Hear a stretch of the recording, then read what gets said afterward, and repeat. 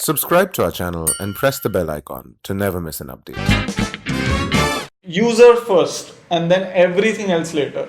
Right. Whether you make money on it, whether the brand is happy or not, all your back end problems are your problems. Right. मजा आना चाहिए.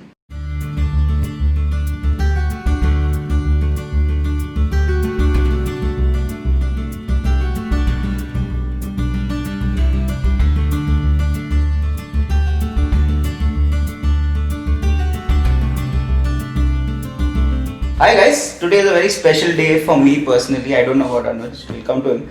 It's a very special day for me because I'm wearing pants after a really long time. I'm wearing pants and I have someone whom I'm interviewing in person with camera set up in my house. So this is Conversations in Quarantine still, but it's slightly different. And it gives me a lot of pleasure to invite someone who's a very, very dear friend. Someone whose journey I have seen up close and personal in the last 10 to 12 years. I welcome the founder of TTT, Anuj Gosalia. Anuj, first let's talk about your CAT prep years. What were they like? Why did you pick up CAT and what was your experience studying for that exam? I was always fascinated by branding, marketing during college. Right. Of course, I didn't enjoy, although I was in Narsi Monji, where every other person was trying to become a chartered See. accountant. I realized thankfully very early that I couldn't do that. Right. But you had to be part of some herd. So the Right. next best herd was the MBA herd. So I did eventually end up getting a 92 percentile, which was clearly this weird score that takes you in. That just sounds nice but gets you nowhere. This was 1 year after college, after finishing a job for a year. Right. So I was also a bit frustrated. Friends like you were in Micah and all other friends were getting into B school. So I really wanted to get out of Bombay. That was my that was my pursuit. So I stumbled upon this obscure institute. It was an ad in Education Times, EDI. It's called the Entrepreneurship Development Institute of India. But yeah, so I actually signed up for this in the hope that if the fees were low, so I said, okay, in the worst case, I will spend a year there, study and go to another B Right. school. When you made that decision to go to EDI, I'm sure, and this is what a lot of our students also face, there's a lot of peer pressure, right? Yeah. When you go to an institute that is not a big name, it's not an IIM, you sort of have to deal with more than anybody else yourself that, okay, am I doing the right thing? How did you deal with those kinds of things at that time when you were younger and didn't have the maturity that you probably do now? You know, I started the program. I realized at least what was unique about EDI was not as much the course as the people who came there. They came from very different parts of the country and small towns and, you know, places that I had only read about, but I got to meet people from there.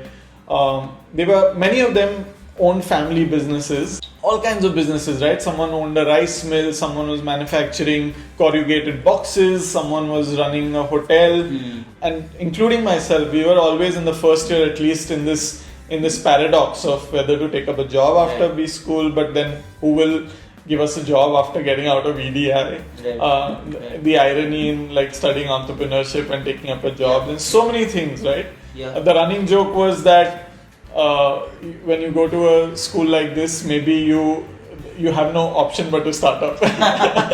So I was prepared. I was like, oh, maybe this gives me no backup plan, and so all I'll have to do is maybe build a successful startup. I think one of the very revealing moments for me was, I was like early days again, the first 3-4 months, and we were talking about different B schools. So, like you were at Micah and Ankit was at IIM Indore and some of our friends were at very prestigious schools.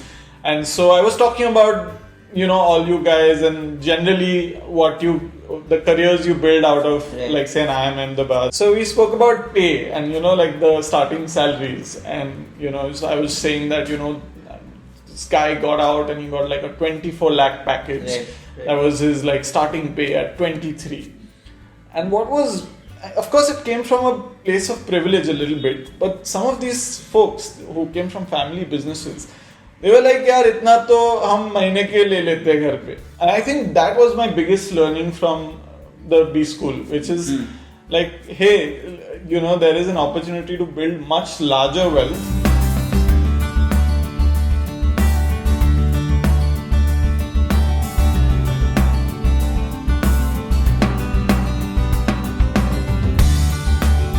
So out of EDI, what was this crazy brain business plan that you had first thought of, and what did you set out to achieve first? So I tinkered with a bunch of things, and some of them are ridiculous. So first I started with an idea of building campus merchandise. I was like, Stanford का T-shirt है, Harvard का sweatshirt है, India में क्यों नहीं पहनते? This idea, I realized it hit a roadblock, and because it was so hard to convince. Because there were so many layers. There was a students committee which said ये तो हम खुद कर लेंगे, तेरी जरूरत नहीं है. So I was like, let's go to the college directly. The college directly was full of bureaucracy. They were like, why do we need it? Who will sell it? Where will we stock it?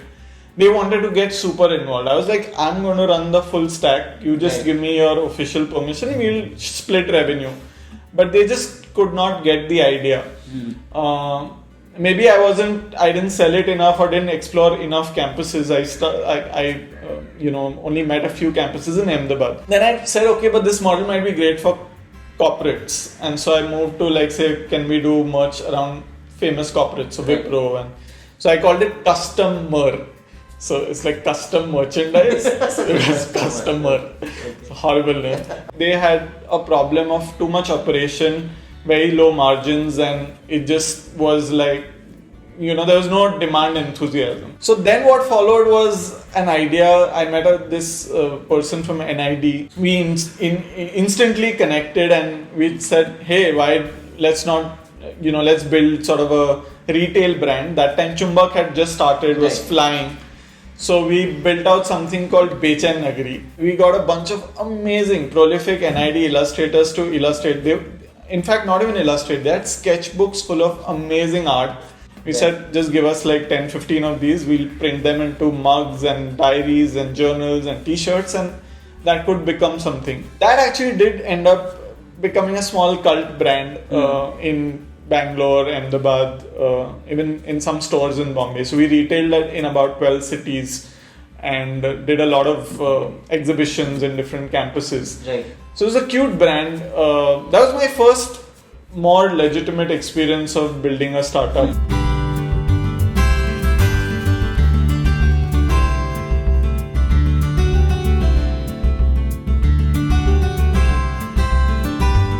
So you are still more on the retail side up till now. Yeah. When did it hit you that okay, maybe content is something that I want to build businesses with?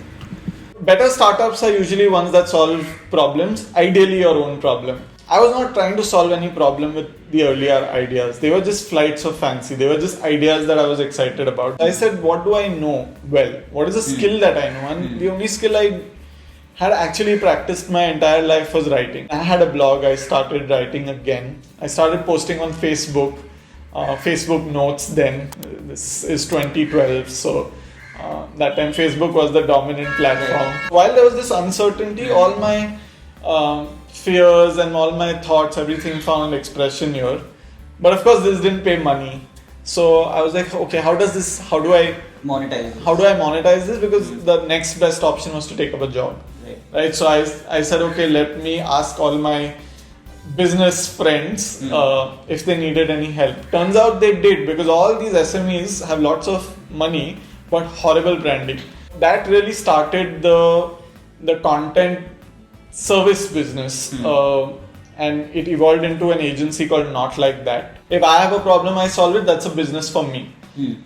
One consumer is me. So I said, okay, what is my problem as a content consumer? Right. One is that I love reading. In 2012, so this is when I was 25, 26, because of WhatsApp, Facebook, Instagram, Twitter, early days but still very popular, prevalent, I stopped reading. And so my biggest problem was I couldn't finish a book. Books that I would take a week to finish took me 3 months. Right. The habit went away. So one is that as a consumer, my reading had shrunk. And the other problem as a creator was that each time I was writing lengthy, it was a very crude A/B test, right? So each time I wrote something lengthy, I would get 5 likes versus anything that was pithy, short, punchy, that would get 15. And as a writer, each time I'm writing short, I'm getting more engagement. So can these two meet? I went to Twitter. On Twitter, I stumbled upon flash fiction. I read this Hemingway story, 6 words. Okay, so beautiful.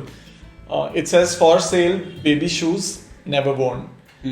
Just 6 words. And I was like, wow, this is like 6 words, and this 500 word poetry of my heartbreak holds no candle to this, to this 6 word story. Of course, one big realization was that on social media, and that holds true even till in 2020, is if you're not uniquely packaged, you're going to disappear. So then we packaged this 140 character story on a black background with white text, because on a white feed the black pops out and the white text within it so immediately you will pause and say, hey, what's happening here? Yeah, so all of these lessons in hindsight are make sense, and now of course they form rule books of sorts, which is and now in fact they use it all the time, which is build a community, then the product, grow the audience, then monetize. Right. 2013 I didn't know as much, except for the fact that I knew that this terribly tiny tales, like the fact that you could tell stories that were short, engaging, I felt like that idea had legs. And for once there was also what startups call a crude product market fit, right? And the product market fit is just on social media, but that's fine. You're getting disproportionately higher engagement than your average content piece. Biggest learning, and this is true for anyone who's wanting to create content today, is consistency. It's been 7 years. We've not missed a day on which we put out one post. At least. Now we put out 12 a day. And then how did you figure out how to monetize this? Once you build this community which is delighted by what you offer to them and come there regularly, they appreciate the consistency with which they get to consume stories. How did you figure out a way to monetize this community? It took us a while. It took us 3 years to reach a size. So now it's again obvious where if you're 1 million plus followers, you'll get brands. But in 2015, there was no rule book. So I'm also very happy that some brands chose to take that leap of faith in 2015, where they said, hey, you guys are doing interesting work. Do you want to tell stories on our behalf? And these are big brands, right? The Cornettos, the HULs of the world. And we did this 100-tale campaign with Cornetto, which is called the Summer of Love. And in an ad film, they can just capture one moment with Alia Bhatt and whoever. This one very expensive, but really expensive, usually in a foreign location, beautiful ad, but with one moment. I was like, look guys, this is such a beautiful insight. We can do like 100. What kind of metrics impresses HUL about the campaign? I mean, like a reach of 20 million, for example. That's a lot of people seeing these stories. Right. Then also the potential extension of these stories, right? They took each of these stories and packaged them it went into the packaging. So 10 crore packs now have these cute love stories. We operate at both an influencer marketing brand, and we're also the brand that works with influencers. What we're trying to do is use influence and storytelling and sort of fuse it. What has changed is while the mainline agency does this, very few of their core TG, which is 18 to 24 or 16 to 24, they are not even going to see this. Like who's watching TV or reading a paper? So they're not there. Then brands reach out to partners like us and individual creators. So you'll see a bunch of individual creators then take that brief and do some really wild, fun, cute, on brand, but their own expression of it. Yeah. The challenge with content marketing is its content. So people are like it has to work with your community. Yeah, paise kamaa le, but it has to work for your community. Like you can't be disloyal to your community. Exactly. User first and then everything else later. Right. Whether you make money on it, whether the brand is happy or not, all your back-end problems are your problems. Right. मजा आना चाहिए. मैं बहुत बुरी हूँ ना? थोड़ी थोड़ी.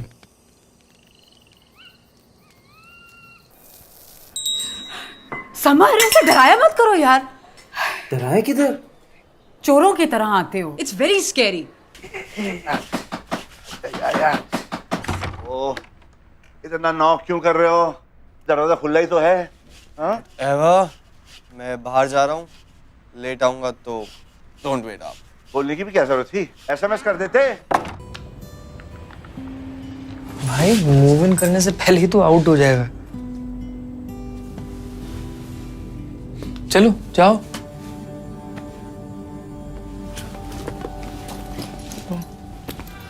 Anuj, what kind of people would do well in content marketing? Specifically within content marketing, who are the kind of people that you think will do well and enjoy it while they're at? One is, of course, you need to love consuming content, and of course, many people do. So that also makes It's a wide enough. It's a wide pool, but that's. I mean, you can't do this if you don't like it because you're on screens all the time. You need to have some amount of joy in consuming one. But I think the bigger filter is people who are very curious about why something worked. Right? That's the thing that not enough people ask, which is, hey, this voice of hunger worked, but why did it work? So when you ask the why, what does it reveal? It reveals 2-3 things. One is that the moment you ask why, you're investigating, which is analytical. Second is you cannot escape data, right? So you might have a great story to tell, but if the data doesn't support you or the numbers don't back you up, we're not in that world anymore where you could, be in a nice room, write out a great copy. So you've agreed to do a content and influencer marketing 101 course with Masterclass, our own Inside I Am brand, and we are all very excited about it. As a student who's exploring this world of marketing, how am I going to benefit by being a part of this course? So one is I have the experience and the good fortune of a front seat view, so no bullshitting. I will also get some of my friends who are experts also at this to contribute. And then there are these things, right? These questions, which is if I want to start a YouTube channel, what are best practices? If I want to become a Twitter influencer, what are my best practices? If I want to grow on Instagram, I have 250 followers, I want to get to 2,000 or 20,000, what must I do? Right. What are the metrics I should be tracking? What makes a campaign successful? Like so many questions which are important for you to just build your own framework. We're going to try and deconstruct all of those in the course. Alright, that's wonderful. Thanks a lot, Anuj, for doing this with us. We are all very excited about the content and influencer marketing course that you're going to take with us. I'm going to be there in As the am I. session. Alright, thanks a lot, Anuj, for doing this with us. We really appreciate it. Thank you so much.